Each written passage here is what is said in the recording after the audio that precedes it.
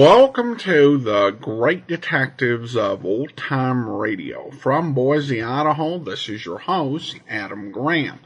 If you have a comment, email it to me, box13 at greatdetectives.net. Follow us on Twitter at Radio Detectives and become one of our friends on Facebook, facebook.com/Radio Detectives.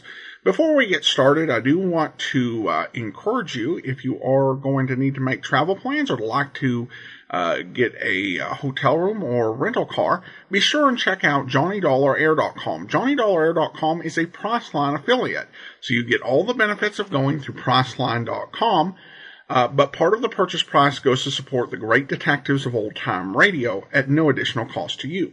So remember, JohnnyDollarAir.com. Well, now it's time for today's episode of yours truly, Johnny Dollar. The original air date, August the 10th, 1950. And this one is the Hartford Alliance matter. The Hallmark Playhouse, which is heard during most of the year at this time on Thursdays, has nearly finished its summer vacation.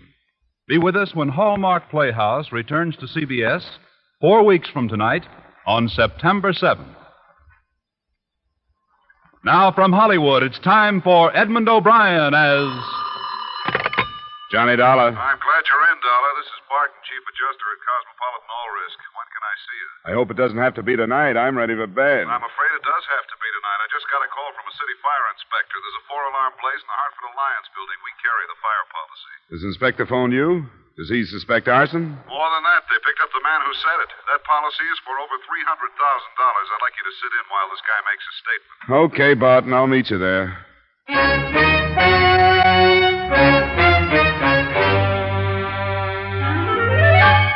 Edmund O'Brien in another adventure of the man with the action-packed expense account, America's fabulous freelance insurance investigator. Yours truly, Johnny Dollar.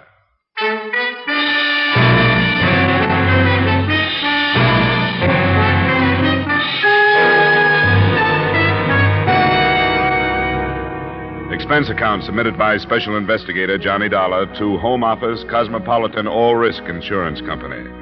The following is an accounting of my expenditures during investigation of the Hartford Alliance matter. Expense account item 1, $2.50 cab fare from my apartment to the scene of the fire. Hey, Mark, can't you give us any more pressure? I'm feeding 4 lines now. Sorry. We have the chemical hose right over here, Woodruff. There it is, Captain. Watch it there, mister. Oh, yeah. Through here. We'll hit it from the third window there. Dollar. Hey, Dollar. Right over here, Barton. Hey, Barton, here. Oh. Everything outlines against that place. I couldn't see you over here.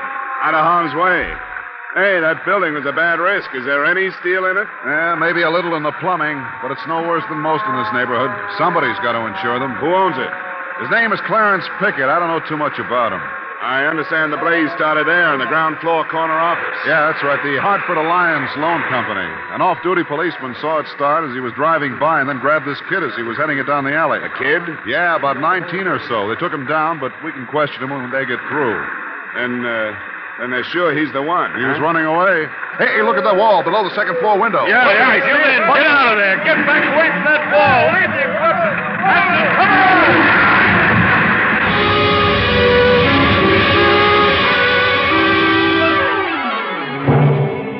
Expense account item 2, $1.75 cab fare to police headquarters where I met Sergeant Broderick, the officer in charge.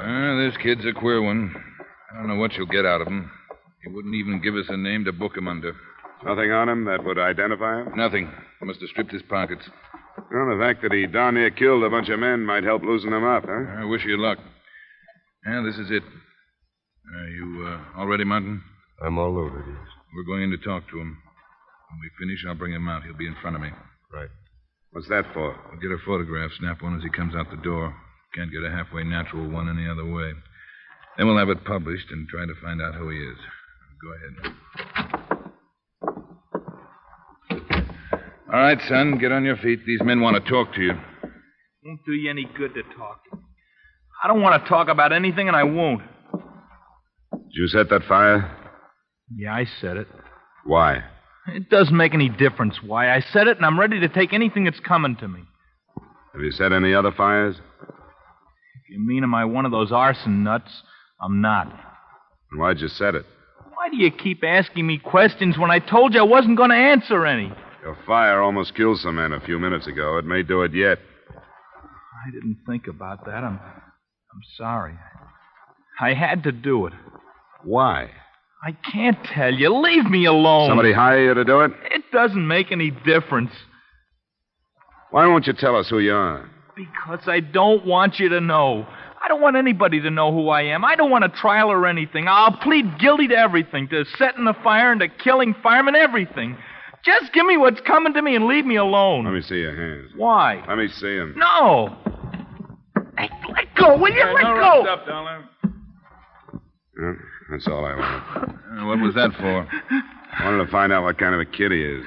He's not tough. His hands are clean, nails trimmed.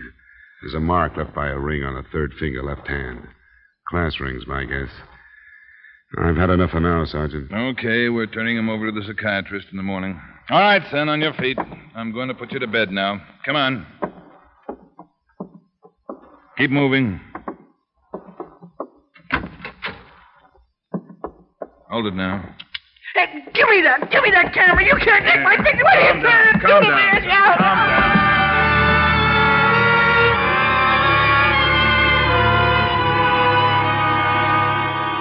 Expense account item 3, $7. Transportation and general costs the next morning spent while running down the financial condition of Mr. Clarence Pickett, owner of the burned-out building. At 1 p.m., I looked for him at his home, and at 1:45, I found him viewing the charred remains of the Hartford Alliance building.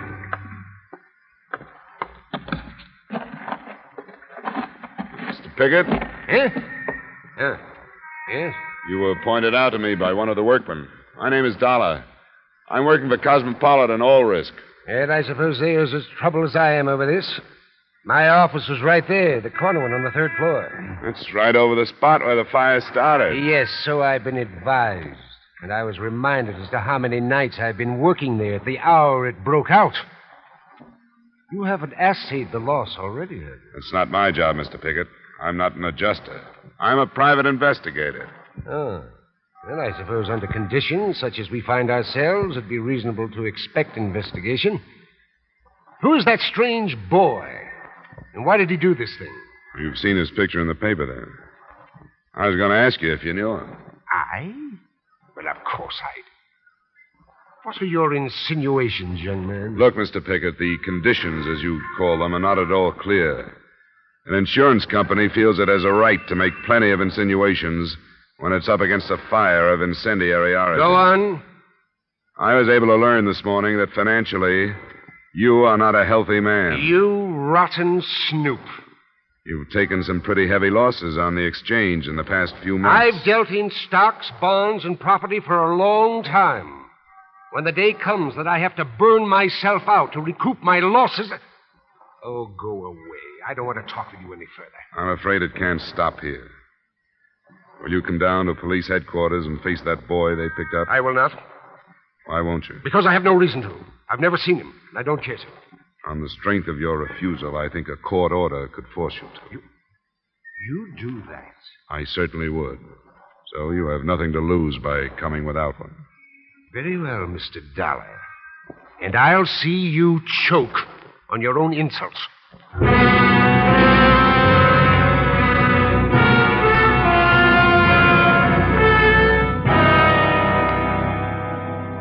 Sit down, Mr. Pickett. I want you to understand that this is routine procedure and in no way an accusation of any kind. Oh, rot. A few words to whitewash a violation of my rights. Help yourself to the desk chair, Dollar. Thank you. All right, Dr. Herbert. Will you bring the boy in now? Mr. Pickett, Mr. Dollar, our psychiatrist, Dr. Herbert. How do you do, Doctor? Gentlemen? All right, son. Remember, this is serious. Now, you ever seen this man before? Yes, I have. What? Tell me who he is. He owns the building. He hired me to set the fire. But that's not true. He gave me $50 and promised me 50 more. He's lying. I've never seen him before in my life. Why would he lie? How should I know? Because he's insane. He's trying to use me to hide something else. Son, where's the money? I spent it. I didn't get the other 50. These are bald-faced lies. It sounds like a scheme of the police. Well, it'll not be as easy as that. I'll not put up with it another moment. I'll seek counsel before I speak with you again. Yeah, I couldn't hold him. We can pick him up later. Either of you want any more with this one? I'll see him later this afternoon. Nothing for me right now. All right, son, come on. We'll go back to that room and talk some more. What do you think, Doctor? There is a greatly troubled and very confused young man. I could do very little to help him. The psychiatrist needs cooperation. He fought me every moment of the consultation. Think he was telling the truth about Pickett? It's hard to say. It could be true. On the other hand, as a falsehood, it could be classed as one aspect of this tremendously strong desire to keep some secret hidden. How would he know that Pickett was the owner of the building? That would be quite simple. Newspaper was shown to him this morning in an effort to force him to reveal his identity. That's right. There's still no key to who he is, eh? None. I've learned only that he seems to be, well, should we say, a well-bred boy, fairly well-educated, who was tortured by something in the building that he feared and hated. The fire started in the offices of the Hartford Alliance Loan Company. Do you think a debt that the boy couldn't pay off would be a strong enough motive to drive him to arson? Unless it were a debt of shame. No. Well, we have to start someplace. Loan company is a better lead than what we've had so far. Say, you sure the kid isn't making this up, that he's not a psychopathic? The psychopath is only an emotionally immature individual. And two of us can say that we have reached emotional maturity, or what it is.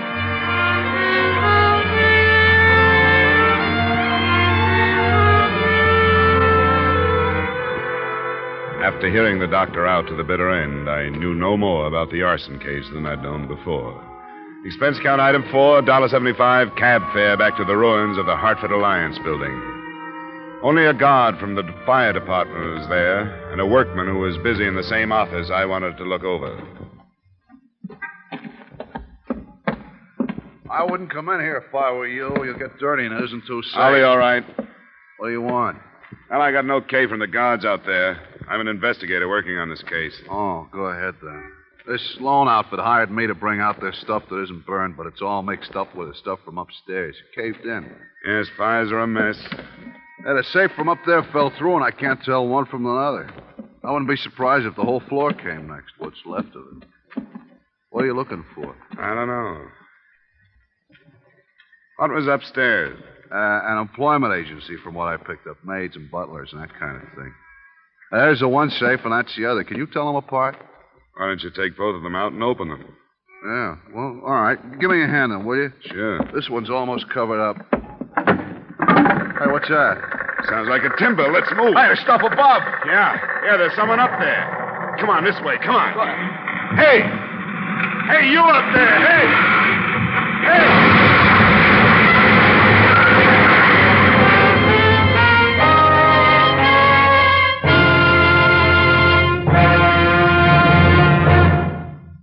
The highest standard of living, the highest wages, and the shortest hours.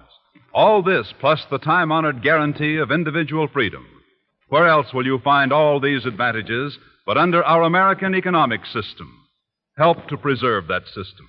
It has brought more benefits to more people than any other system ever devised. Now, with our star Edmund O'Brien, we return to the second act of Yours Truly, Johnny Dollar.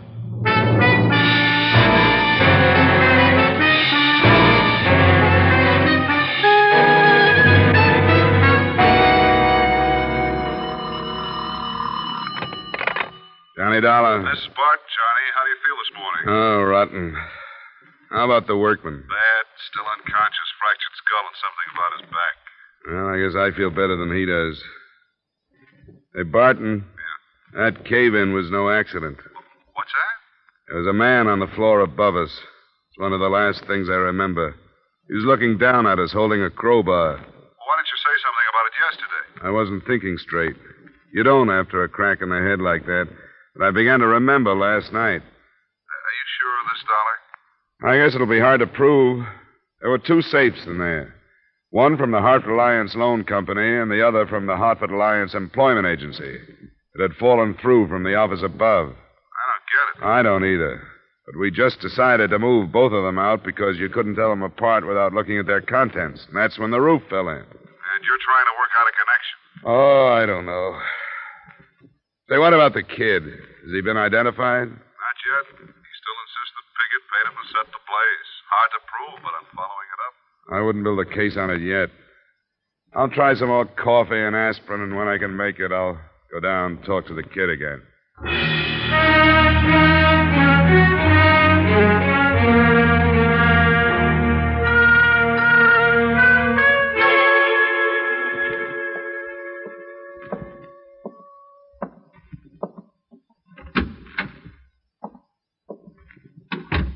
What's the matter with you? Oh, get out of here, will you? I'd like to. I wish I'd never heard of you, much less seen you. But it's my job to clean this thing up. That means putting as much evidence as I can get into the hands of the people who hired me. So settle back. I might be working on you until you're middle-aged. Pickett hired me. I told you that. Speaking as an insurance man, I'd like to believe that's true. But I don't think it is. I think something in the building was behind that fire. He paid me to do it. And why would somebody try to kill a workman and me because we were pulling a couple of office safes out of the wreckage? I don't know. I don't know anything about that. Pickett hired me. What does the Hartford Alliance Loan Company mean to you? Nothing. I don't know anything about it. Or the Hartford Alliance Employment Agency? It doesn't mean anything. It doesn't mean anything. Nothing does. I can't tell you anything. Leave me alone, will you? I can't tell you anything.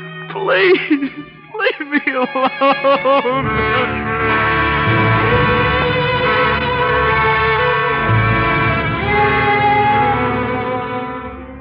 That afternoon, his silence stopped paying off, and his picture in the paper started to. A woman phoned in to say that she thought she recognized him. And at 6 that evening, I was standing on her doorstep in the little resort village of Pine Orchard. Mrs. Landry? Yes. My name is Dollar. I talked to you after you phoned the police in Hartford. Oh, yes, Mr. Dollar. Won't you come in? Thank you. It was just the strangest thing about the way I happened to see that Hartford paper. Nobody out here takes it, you know. But I went down to the drugstore to buy a movie magazine, and something just pulled my eyes to this paper, and there was Billy Brandon. You're sure of it? I've known him since he was a tyke. I worked for his people, you know. That was before Mrs. Brandon passed on 3 years ago. I can't imagine what could have got into Billy to be in such awful trouble. Is his father still alive? Oh, my, yes, a splendid man. And they live here in Pine Orchard? Only in the summer. They're from Chicago, but they have a huge estate here, loads of money. Mr. Brandon is in Florida fishing. Poor man, I don't suppose he even knows. The police are trying to locate him. Yes, I just don't know what to think of it. How could Billy cause his poor father such shame? Mrs. Landry, do you know if there's anyone on the estate now that I could talk to? Nobody that lives in. Mr. Meek, the gardener, lives just down the street. He told me just yesterday that woman they kept out there left her job without so much as locking up the house. Who is she? Their maid. An out-of-town girl. From your home, Hartford. Some employment agency sent her. Employment agency? That's what Mr. Meek told me. Mrs. Landry, do you know if it was the Hartford Alliance Employment Agency? Yes, that was it. It's their business, I suppose, but there are plenty of good girls right here in town. Mrs. Landry, what was her name? Do you know? No, I don't, but Mr. Meek lives just down the street. He'd know.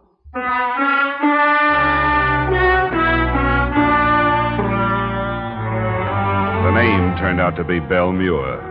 And with that information, I pried Sergeant Broderick loose from a friendly poker game after I'd gotten back to Hartford. I met him in the file room at headquarters. Come on in, Dollar. We'll see what we can dig up. Now, give me your theory again, will you? And according to your psychiatrist, young Brandon was afraid of something in that building. It would seem that somebody else was afraid to see one of the two safes leave. How sure are you of that? I saw a man pry the wall loose. Could you identify him? Probably not. I just caught a flash. But the fact that the Brandons had hired a girl from the agency sort of falls into place, doesn't it? Don't you smell blackmail? We'll see. You want to check our files on the girl, right? Both the girl and the manager of the agency, Benjamin Price. What's her name again? Belle Muir. M-U-I-R. M-U... here it is. M-U. Yeah, here's a Muir. Adelaide. How's that for a record? Look at that. They never learn. Mullen. That's it. No more Muirs. Can we try Price now? Sure. Here's the mail file over here. A-R-I... Price. Adolph. Dollar. Benjamin? Benjamin L. Benjamin L. Yeah, here he is. What do you know about that? What's on him? 1939, suspected of fraud, no indictment. 1944, suspected of receiving stolen goods, no indictment. Suspicion of fraud again in 48, no indictment. What about young Brandon? Can I talk to him? Won't do any good tonight. He's in the hospital under sedatives. Oh, you can't help feeling sorry for him. At least I can. Especially if it's blackmail. Yeah, I know. His father's due in tomorrow afternoon. Maybe he can do something with him. Well, I'll see if I can get authorization from the bunco detail to follow this through. Tomorrow, we'll look into that setup. Do you care if I go ahead tonight? Where are you going? Belle Muir's. Why start with her? A couple of reasons. With a background of suspicions, but no indictments like that, Price must be smart. And I'd like her to talk to him before I do. Put him on guard and see what his next move will be. Okay, Dollar. There's no way I can stop you. You've been lucky so far. Don't foul it up now. Lucky? I'll trade you my headache for your poker losses any day.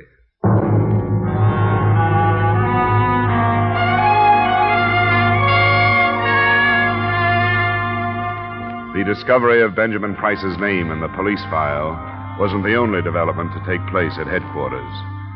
The desk sergeant had a message which he passed along just before I left. The workman who had been with me in the office when the wall had come down on us had died of his injuries. It wasn't just an arson case any longer.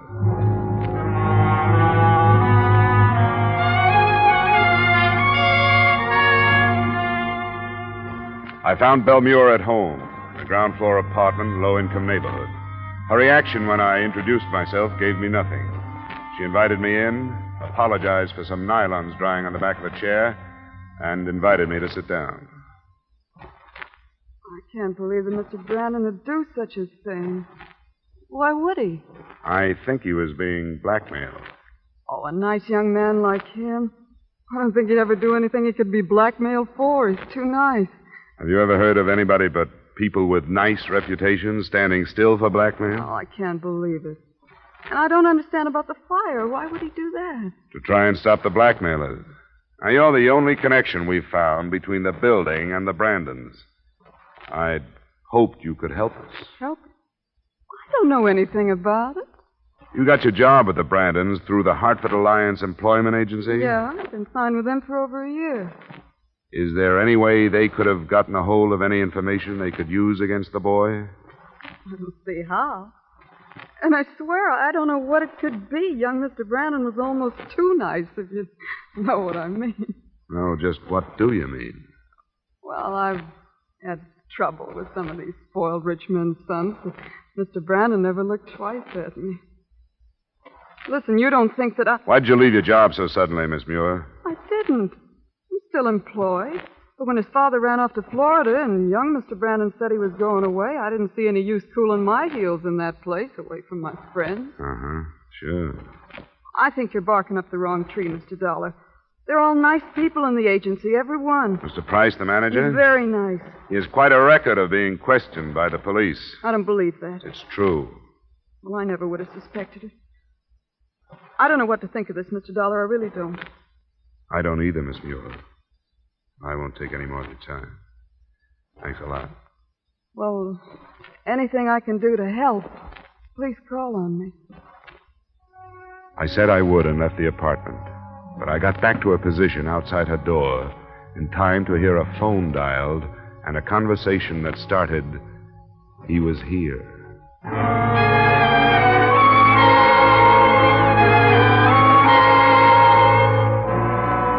Proof of blackmail is hard to get without the cooperation of the victim, which is also hard to get. But it looked more and more like that lay behind the trouble. The next morning, I decided to try my luck with Benjamin Price.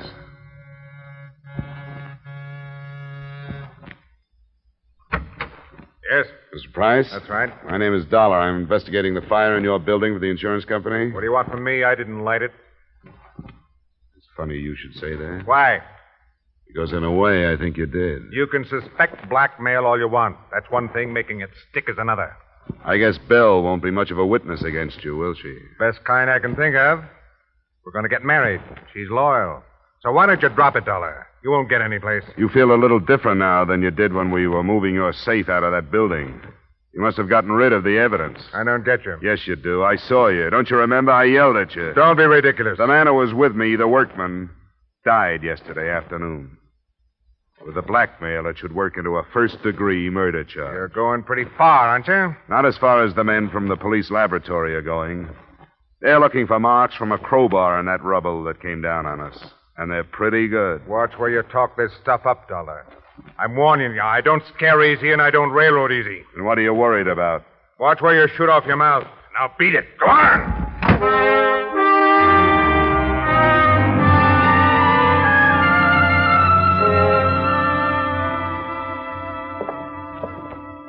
I wish you hadn't gone to him, Dollar. You said yourself he was smart. He is, but he's guilty, too.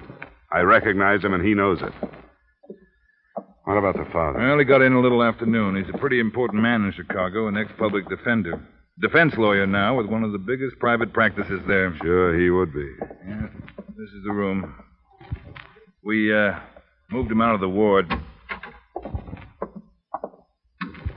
Mr. Brandon, this is Mr. Dollar from the insurance company. How do you do? Mr. Brandon? Mr. Dollar, I understand that you've done a great deal of work on this situation, and I feel that it's fair to tell you that neither my son or I will make any kind of statement until we take the query under the fullest consideration. That's all right with me, Mr. Brandon. I just left Benjamin Price. You did? Yeah.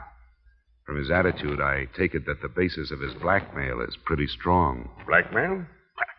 I see no reason for that word to enter the conversation. You're not in a courtroom now, Mr. Brandon. You're in a hospital room where your son has been kept under sedatives because of an almost complete nervous breakdown. Price is convinced that you'll sacrifice your son rather than give us proof that will clean this up. He threw that in my face. Mr. Dollar, as an insurance investigator, what is your interest in this case at the moment? Your son has tried to involve an innocent man. The company that hired me would be liable to slander if they try to build a case on his accusations. And you know the insurance companies.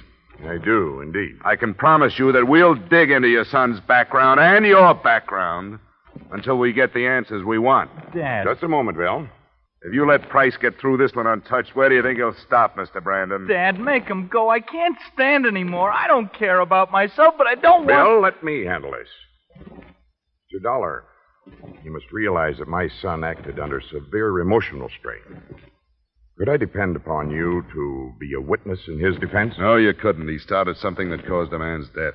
Dad, don't let him talk anymore. Just leave me alone and I'll take care of it. I've done it all right so far. Sure, you've done a fine job. Bill, I think it's gone far enough. It has to stop sometime. But, Dad... Dollar, my son was involved in a traffic accident in Chicago 2 years ago. He was drunk. A woman was killed. There was a witness, and I paid him to perjure himself in our favor. Bill was acquitted. Price found out about that? Yes. How? This man, well, his name isn't important now, continued to extort money from me. He phoned at the house in Pine Orchard, and the maid overheard. I didn't know Bill knew about it until today. She didn't know I was there, and I listened to her talk about it. The first one was bad enough, but then with another one, I had to do something. Did you make a payment to the maid? No, somebody else. A man. Did you recognize him? Yes. Would you identify him if we took you to him? Yes.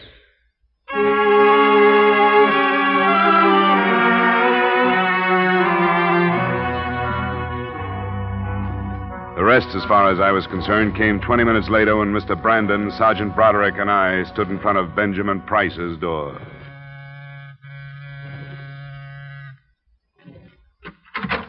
Well, Dollar, haven't you caused... That's the man. Who is this guy? What is this? Get out of here. I think we better come in, Price. No, you don't. I know my rights. You don't come in without a warrant. We got a warrant. What do you want in here? All we want is you, Price. There's a men waiting outside who want to place you at the scene of the murder. You can't do it. I wasn't there. You'll have your chance to prove that if you can. The men want to go through your apartment. Why? To look for traces of soot from the building.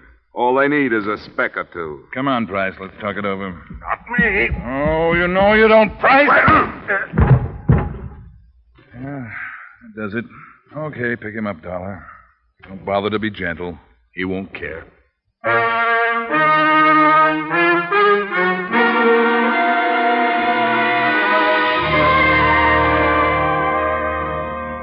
Expense account item 6, $40, miscellaneous. Item 7, $2.50 cab fare back to my apartment.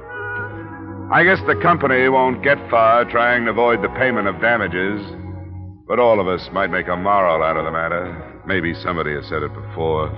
One sin begets another. In this case, the original conspiracy to perjure a witness parlayed to an arson indictment. The son, fraud and murder for Price and Belmure, and enough charges to put the father out of work for the duration. All I got out of it was a headache. Expense account total, $180.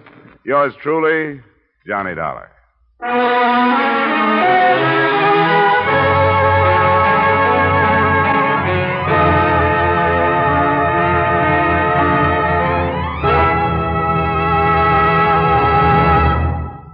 Yours truly, Johnny Dollar, stars Edmund O'Brien in the title role and is written by Gil Dowd with music composed and conducted by Leith Stevens.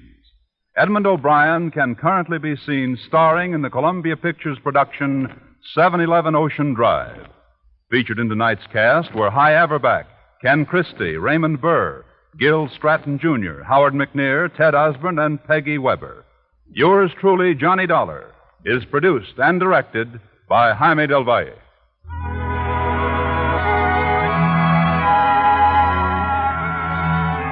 There will be a new adventure with Philip Marlowe, Raymond Chandler's famous private eye, on most of these same CBS stations this Friday night. Shrewd, hard-boiled, given to the wisecrack, Philip Marlowe will bring you a solid half hour of thrills Friday night on CBS, the Columbia Broadcasting System.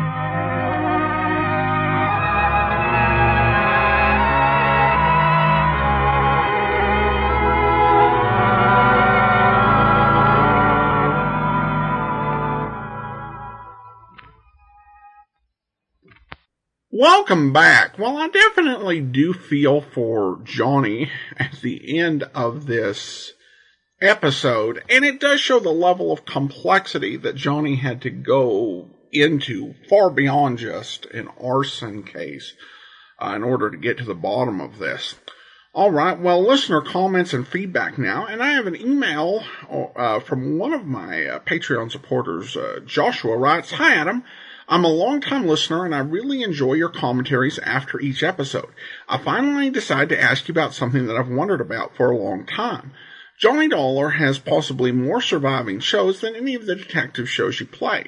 It seems like the ones with Edmund O'Brien seem to have been mostly recorded rehearsals. It seems like I hear more silent gaps in talking, more apologies from actors when he misspeaks, as well as a lack of sound effects during the show. Is there a reason why a particular actor in a show might have less surviving real broadcast, meaning mostly rehearsal recordings than other actors runs in the same show? Sorry for the long message and keep up the great work." Well, no problem at all, Joshua. I would say this is probably a matter of perception as opposed to reality in terms of how many rehearsals there are for Edmund O'Brien. There are 70 plus Edmund O'Brien episodes in circulation. About 7 of those are rehearsal recordings. Though we did have a period, a few weeks back where it was like, every other week. And in one case, I think even 2 weeks in a row, you were getting rehearsal recordings. I would also say that the rehearsal recordings are themselves, a bit of a rarity. To have, as many Edmund O'Brien rehearsals, Generally the episodes are just lost. And if you have rehearsals, like I think there's, one or two of Sam Spade that are like that. And in other series, you'll have maybe one, perhaps two episodes where you have rehearsal recordings, but the number with Edmund O'Brien is just kind of unprecedented, which, I think that while the rehearsals are far from ideal, they are better than nothing. In terms of what would cause a series to have lost episodes rather than episodes that in circulation, there are a lot of factors. It helps to remember that old-time radio programs were not generally intended for long-term preservation. They were essentially use it and discard. That was really the intent. So anytime we're listening to, one of these programs, it's a bonus. But I think there are general factors in what would make, of when you would tend to see episodes available versus not. One thing is just the years that they played. Programs that aired before World War II or during World War II tended to not survive. Some of them, which were which were released before World War II, the old transcription discs were actually put into scrap drives. And because of the war, they used inferior materials for a lot of the transcription disc, which means that it didn't age well or survive as well. So I think stuff before World War II, and even in the immediate post-war era, you tend to have, less shows, say, from before 1948 that are, circulating around. And then, of course, what network it aired on is a factor. Particularly when you get into the late 40s, mid 50s, because with NBC and CBS, they had a really strong network, nationwide, that a lot, and they had series that they did by transcription. So they produced a lot of transcription discs. So there were more transcription discs to reach all of the affiliates. ABC and Mutual had smaller networks. So as a rule, I tend to see less programs from those particular series. The other thing that I think in the same vein is whether this was a national series. Like Johnny Dollar was a national series, played on CBS affiliates throughout the nation. However, there were other series like Rocky Jordan. Rocky Jordan was just a West Coast series. Candy Matson was just a West Coast series. And then whether it was actually syndicated with the Armed Forces Radio Service or Armed Forces Radio and Television Service, which was the renaming that happened in the 1950s to the Armed Forces Radio Service's television took off. Because if a program was syndicated by AFRS or AFRTS, then there's more opportunity for there to be surviving copies, because the discs were, continued to be resyndicated and reused around the world for service personnel. And we've heard, on Johnny Dollar, disc with commercials from the 60s and 70s, even though the program was in the 50s, on, some of the Bob Bailey and later version. And then you have the question of whether the radio program would have been something that was, commercially popular during the time that old-time radio programs were really being traded and sold as part of hobbies. Because back before the internet, old-time radio programs, the first place that they were published is you had all of these various publishers who had acquired a transcription disc for popular programs like Fibber McGee and Molly, Sherlock Holmes, and they went ahead and they transferred them from the transcription disc onto records and to cassettes eventually. And you couldn't just do that with every series. So they would, choose projects where they would actually be able to sell the recording.